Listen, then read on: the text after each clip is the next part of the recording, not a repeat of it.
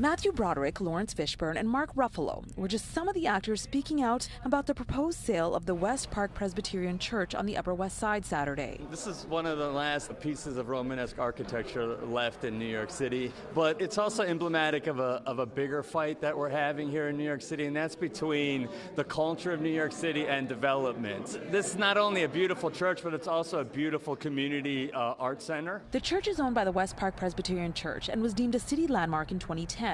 For years, it has been rented out by the Center at West Park, an arts and culture group. We have live theater performances, dance, musical performances, children's programs, a wide variety of things, and it's accessible to all levels of income, and it's a great kind of incubator for growing artistic talent. In 2022, the church's owners applied for hardship with the Landmark Preservation Commission, saying the building required around $50 million in repairs. In 2024, the application was rescinded due to ongoing lease litigation with the Center at West Park. The owners say they still plan to apply for hardship at some point, which would allow them to sell the building and for it to be demolished. It adds the developer's plan is to build a mixed-use building with residential and retail space in its place. And this is a landmark, so first they need to get the building de-landmarked, which has happened maybe 10 times in the history of New York City, and we have every intention of fighting any effort to de-landmark the building. We've had full houses every night this week for various performances. This is a viable place, so our hope in the long run is to